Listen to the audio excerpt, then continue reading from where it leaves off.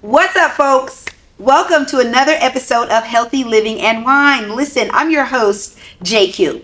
On this podcast, we explore intentional conversations, real life experiences, and life choices that support living well while always leaving room for wine at the table. Now, before we get into today's conversation, if you're watching, listening with a glass nearby, go ahead, baby, get comfortable. Whether that means pouring yourself a glass of wine, grabbing your favorite beverage, or simply settling into the moment, I'm so glad you're here. As always, I invite you to engage in the episode. Like, share, comment as you listen, especially when something resonates with you. Listen, I love hearing your reflections and keeping the conversation flowing. We also want to take a moment to acknowledge and thank our sponsors, right? Partners who continue to support Healthy Living and Wine and help make these conversations possible. Cote de Femme, thank you for reminding us to live extra, honey. Woman-owned rosé wine brand. Black Umbrella Studio, oh my God, y'all, that is my creative home. If you have anything in your mind, visually, production-wise, that you want to create, events, backdrops, shoot, rain falling out of the sky, anything visually creative that you think you can do, Black Umbrella Studio is your playground. And last but not least, I want to thank Body Lovin' Skincare. Self-care, self-love starts with loving the skin that I'm in. Now, somewhere along the way, enjoyment picked up expectations, right? Experiences became structured, moments became measured, and fun slowly turned into something that needed a purpose or a result. This conversation sits right at that table today, exploring how enjoyment has shifted, what it looks like to let things be experienced without turning them into something like a huge project that we have to plan, get logistics, and do all the things for. But be encouraged, because healthy living and wine can coexist beautifully when wine, intention, and moderation are part of the pour. So, now that you've settled in, I want you to think about this as you listen today. And feel free to comment as the episode unfolds. When was the last time you did something purely for fun? I know, right? I'm talking no plans, no pressure, no outcome attached. And if it's been a while, then what's something you miss doing just because you enjoy doing it? Well, that question is what leads us to today's episode. How did fun get so freaking complicated? It's a great question. It's a great question, right? Joining me today is a guest who brings easy, grounded presence to the table. We're skipping the titles and the resumes and we're leaning straight into the conversation. So let's get into it. Welcome, Erika. What's up, Erika? How are you? I'm doing Girl, great. I am so excited to have you, Thank you on the platform, in the building, and a part of our Sip and Flow series. Now listen, guys, you know here at Healthy Living and Wine, we do not run through titles or resumes because we like to get to know our guests through the conversation itself, right? We let the stories, the perspectives, and the moments shared at the table do all the introducing. So, Erika, let's let our audience get to know you a little bit by opening up with this question. What is one thing you do purely for fun? And I'm talking no attachment, no instantly, instantly, it puts you in a good mood. No plan, no hesitation, something you do purely for fun. I would say skating. Oh, roller skates! I roller skate. We got to roller skate together. Yes. Oh, cheers up on that. Yes, ma'am. Boom, roller skating. I do. I really love to roller skate, and I keep them in my car, and I can just throw them on and go. So Oh my if I need God. a break at work, I throw my skates on. I will go and just take myself to the rink and just skate. Ooh, girl. I wonder if Black Umbrella Studio, we could do a skate party up in here. Yes. Skate dancing, not Yes. skate roller rinking. Yes. Oh my God. Oh Okay, my God. we're doing that. Oh, I love that. I love that because it ties literally in exactly what we're talking about today. Yeah. You know, it's like when we think about the things that connect us, or we feel like, you know, the things that are like their structure, their outcome, and they're driven, we always seem to forget that fun is not something that, you know, really has to become a project. Yeah. Right? It's supposed to be something that we shift into, or something that we do to encourage our emotions to switch up, to give us a break from the mundane stuff. You know what I'm saying? And when I actually think about it, I feel like lately finding that thing, or finding what we call a part of our joy or our routine, feels like a project.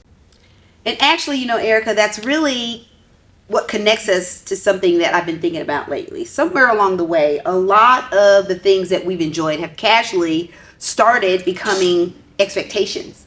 Like the things that we used to feel simple, now we feel like we have to be planned. We used to be very spontaneous people about how we feel, and now we got to schedule what we feel, right? I'm talking even fun. At times it feels like it needs to have structure and outcome, and like I gotta have proof that the fun was worth my time. Yeah.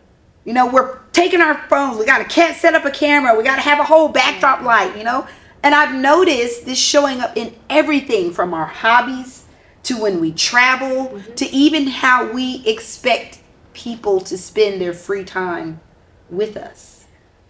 You know, so fun is now, all right, girl, when you get here, this is what's going to happen, and you're going to look like this, and, you know, you're going to, make sure you come right. cute and just have everything ready, and it's just not the expectation of just coming and just being easy. It being easy. Just show up. Just literally show up, and whatever happens unfolds. Yeah. Not anymore.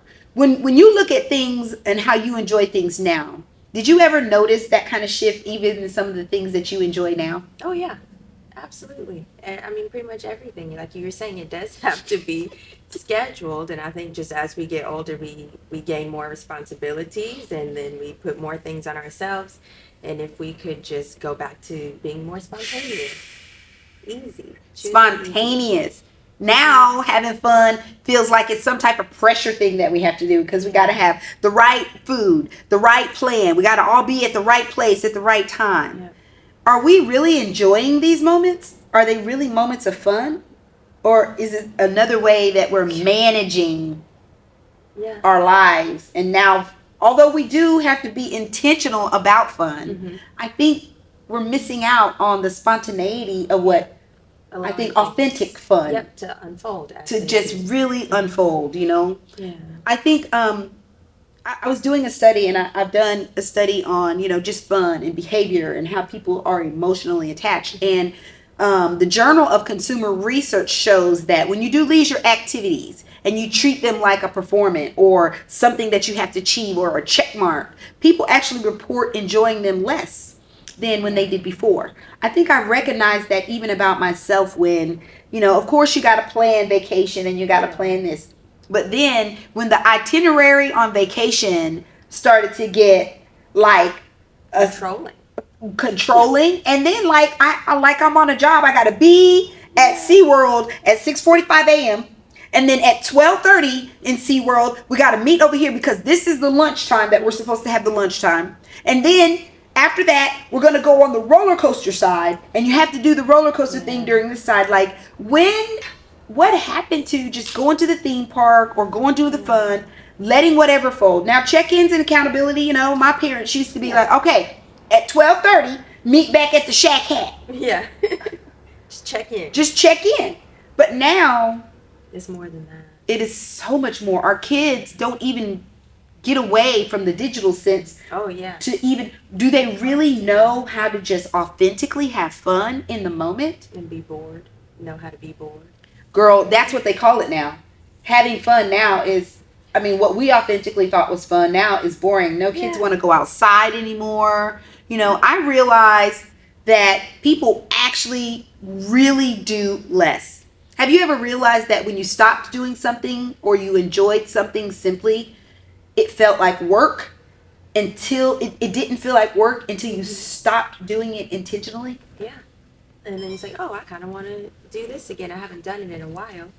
And then that's where you feel like, oh, this is easy again, or this is fun without all the extra obligations. Yeah. Studies at Cornell University found that excessive documentation of experiences can pull people out of the moment. All the documents, all the planning. The attention shifts to being present when you don't have a structured itinerary versus evaluating the experience, not because of what it delivered, but because of what is actually happening, what I'm feeling, what I'm experiencing in the moment. I don't think it's really about like removing the intention from our life or the structure, because that is helpful. But I really do think that understanding and having fun, there needs to be an authentic part of that fun that we play more into than the structured part about that. You have kids, right? I do. How many kids? I have 3 boys. Ooh, and how old are they? They are 3, 9, and 11. Oh my God! You are having the real fun right now, right? Yeah. Supposedly. Yeah. It's getting more fun as they get older here. So. Do you feel like having fun or planning with them a lot of times, especially as a first time mom, had to be more project based? Like, okay, I got to get this done. I'm gonna do this. Did. Yeah. I did do that a lot, and as they got older, and after I had my second son, that all kind of went out the window. It's like whatever we end up doing is what we do. We do try to make sure that we schedule certain things, so we do certain activities. But other than that, I want to think back to my own childhood of just spontaneous fun, and not having it doesn't have to be perfectly structured or scheduled. Let's just do whatever comes to us. Oh, Erika, that is so true, because that's kind of where we bring this conversation a little bit closer to home. I feel like when life starts feeling structured or there's an outcome or driven, there's a lot of people who end up searching for that thing or something on that release, or it has to be that thing all the time, or even proof. Yeah, that we've done it. That we've done it, like a check off the box. Yeah. Has there ever, even recently, been a moment where your yoga or your wellness has fallen off the track of being something for joy, and then something where you're kind of like, it's the project. I have to get this done. I have to this. You know what? It's part of this lifestyle. I got to do this. Or, especially being not just the instructor, but now you have a yoga business. So that, I would say 2025 is kind of, I almost felt that I tried too hard. And that some things were more forced than it just allowing things to come to me. So in 2026, it's not that I'm not going to try for my business, but I'm just really not going to try as hard and just focus on some other aspects of my life, like more so of the kids and me and myself. And then allow the things for my business to kind of come to me and not, constantly seek new things out. And this was one thing that came to me. I saw it online when you shared about the Sip and Flow. And I was like, okay, that's something I would be interested in. And before I even reached out to you, I still thought, okay, first, do you really want to do this? And then I was like, yes, because I didn't want to feel like something was forced, and just take on all the opportunities that are out there, kind of really think about them before I truly commit to them. And I was excited to really take on this one. So I was like, I'm easing into things and at your own pace. At my own pace, and allowing them to come to me. Sort of kind of like being intentional, but not intentionally racing or not intentionally pacing yourself. I feel like that, just like you said, we talked about kind of a little bit of how you started in yoga, and I know you guys don't know, but you'll get a chance to read her bio down in the comments and down in the interest section, right? Take us back to a time when yoga first entered your life. You told me kind of like a little bit how it was and how it brought joy and peace to you. Take us back to that time of your life when yoga was that fun, that joy thing that you were kind of doing for yourself, and reflect back how this 2026 could correlate to that authentic fun and what it could do for you, like in this Yeah. moment of not making it a project.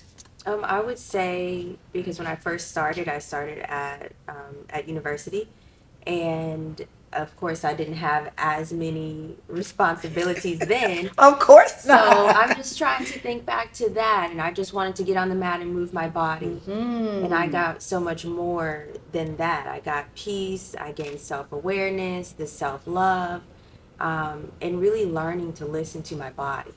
And so that's what I'm going back to Yeah. in 2026 is listening more to my body in every aspect. When I eat my meals, I'm slowing down even more because I didn't even realize, how quickly I'm Yeah. eating my meals, and then I'm overeating, Yeah. and then, I get too full. But I mean, I can just eat and eat and eat, but still, just being more intentional, like listening more, like, okay, you know what, this is really good, I want to keep eating, but I'm satisfied.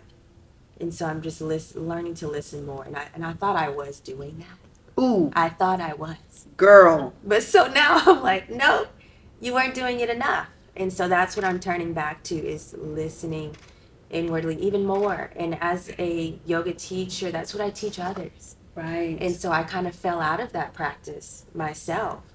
So now, for sure, in 2026, that is what I am doing, is listening more inwardly and heeding the signs that my body's like, okay, we're good, or hey, we don't want to do that.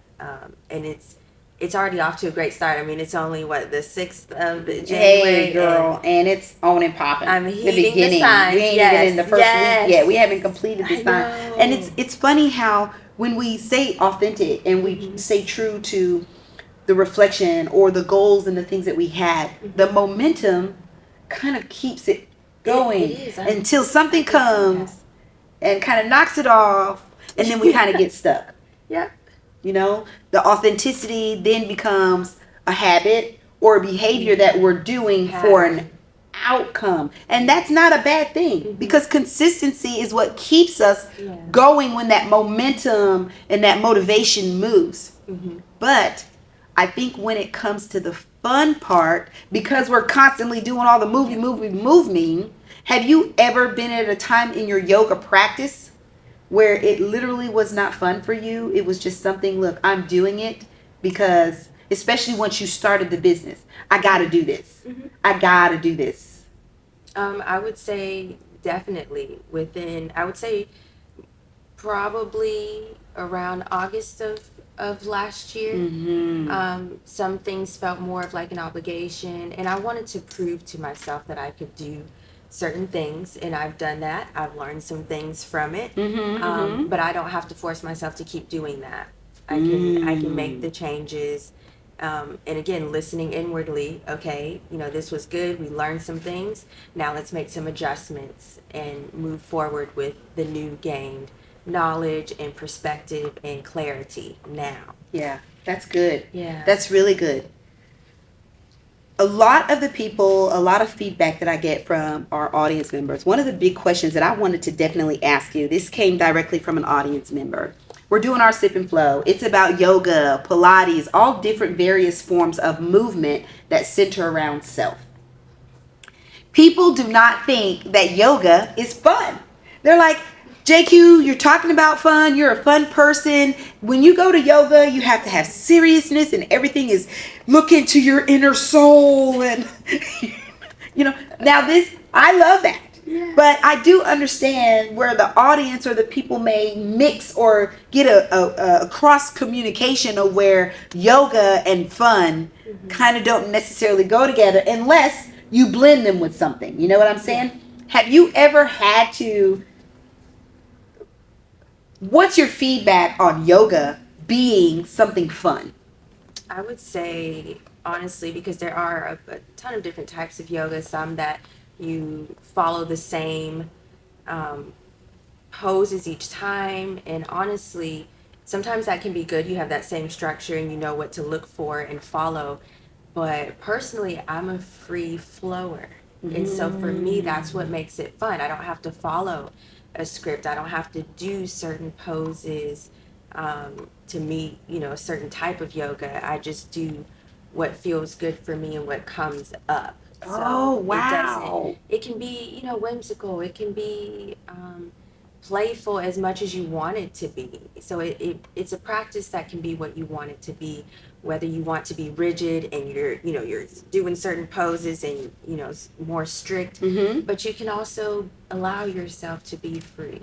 You I can love that. allow yourself to be free and move however the movement comes to you. And if you want to get down and just lie back in corpse pose and lay down, lay down. If you want to get into the child's I'm a pose, child's pose freak. Okay, and I admit it, y'all. I admit it. I stay in am a it. child's You pose don't have freak. to. Like if you want to stay for 5 minutes, 10 minutes. If you want to do legs up the wall for 15 minutes, like that's where kind of the playfulness can come in. Even shoulder stands. Like when we were kids, we did this. You got on your back and you did, did the shoulder stand. Yes, You pulled yourself up. Yes. And that's the same thing. If you want to just have fun and just tap back into the inner child and just roll around on the floor, that's fine too. Do you when you look back at that time, I mean, even your whole body changed when you started talking about the yoga and the playfulness and just the fun back in the memory when you first started the yoga and it was for yourself. When you look back now, do you think that yoga and the movement or whatever, when you first started the yoga, it gave you the confidence that you needed to start teaching or to start doing yoga, or was it your ambitions for having the business that moved you into the teaching of yoga? I would say I wanted people to feel what I felt, the freedom. And then that's where I kind of got into, I want to share this tool with others and how they can freely move their body, connect their breath, and just be more mindful with themselves. And so just really tapping back into that as really, and that's kind of what drove me to become a teacher, is just to share how that we can tap back into that inner child and be free. Yeah. I love that. There's something so powerful about the thing that kind of brings us to our joy moments or our authentic fun moments. And that is literally defined by every person or every individual, right? What is one of the funnest activities that you do outside of when you get to literally spend authentic yoga time with yourself? Other than skating. Something, you know what? I should change that. Let's ask her this, guys. What is a fun activity that you enjoy doing that is not movement forward? Okay, I don't know if this isn't necessarily movement forward. But, Okay. Painting.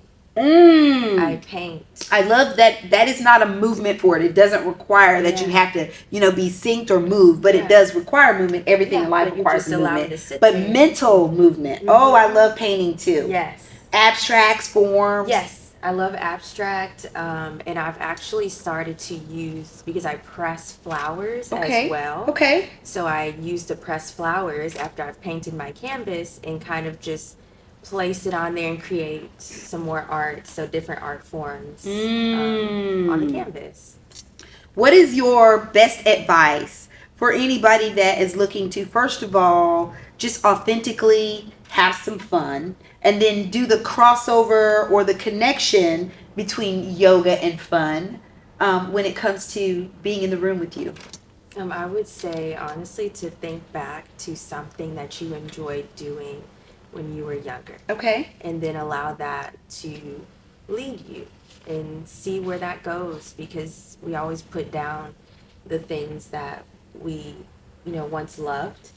And if we pick it back up, later on, we find, that joy again, that inner spark and fulfillment. Yeah. And that's how I kind of feel about the yoga as well. The inner spark that it gives me, the confidence, when you had mentioned about confidence, because learning to trust myself on the mat is what helped build the confidence off of the mat. Yes. When I first started doing yoga, that's kind of was for me. I was so judgmental of myself, thinking that when I went in there, I can't put my leg up here, my booty's too big. So many things about my own self. I didn't give myself room or space to be authentic in the moment. Yeah. and not judgmental against myself based on the expectations of what I thought was going to happen. And when I did that, that's kind of how my crossover came between yoga and fun. I enjoy yoga because, and it's different in different places, but I enjoy yoga and doing, those mental and those mindful type movement centered activities when I can be in a space where I can be free. Yes. There is authenticity, and it's okay to be fun. Yeah. And I think that's one of the reasons why we were so excited to have you for Sip and Flow as well in real time, because first of all, your authenticity really shows. You don't get in there and try to tell everybody to go this way. And then the next thing I love about your classes is you never know her flow structure. That is so absolutely true.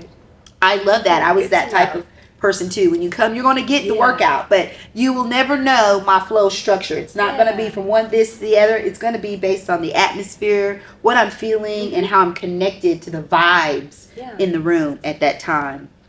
Erika, it's been great. As we bring this conversation to a close today, we really gave space for reflecting on how we can enjoy movement, how we can have fun, how things have shifted, and how easily fun has turned into oftentimes a project, and how important it is for us to reconnect to the things that bring us true joy without the pressure of performance being attached to it. From noticing how expectations show up in our own lives, enjoyment often begins with ourselves. We hear our personal practices like yoga. They come with grounding spaces. And this conversation today reminded us that joy is not necessarily in check boxes or ticket prices or, the bucket list. But this conversation reminded us that joy does not need to be complicated. It just has to be meaningful and authentic. Absolutely. Well, folks, it's a wrap, honey. Oh, let's go, Erika. It is a wrap, baby. This conversation was, amazeballs. Although it was so simple and it was so lighthearted, it really opened me up to understanding that the authenticity and the intentionality is where we're going to find fun. And intentional meaning that there doesn't have to be an outcome. Intentional means that we are giving ourselves permission to be authentically open, spontaneously fun. I love that. Thank you all so much for tuning in today, Healthy Living and Wine. And as always, please like, share, and comment. I love hearing your reflections and keeping the conversation going. A special thanks to our sponsors and partners. This show would not be possible without your continued support and belief in Healthy Living and Wine community. And of course, thank you to our guest, Erika. Girl, it has been a pleasure having you in the seat. I am looking forward to your Sip and Flow series. Ooh, girl, I'm so excited. Now, before we wrap up, though, why don't you let the audience know how they can connect with you, and feel free to share any last words that you'd like to leave them with today. Well, first off, thank you for having me. This has been an awesome experience. And you can find me on Instagram, Facebook, TikTok, and YouTube at Zen Bend Yoga. And you can also check out my website, zenbendyoga.com. And again, I just want to thank you for allowing me to participate in this. And this has been a really great experience so far, and I can't wait to teach my class. Okay, well, let's raise our glasses. Toast to enjoying life without turning everything into a project, honoring what truly and authentically brings us joy, and allowing the moment to be lived as it is, as it happens, authentically and true. Cheers! Cheers! Yeah! Thanks for listening, guys.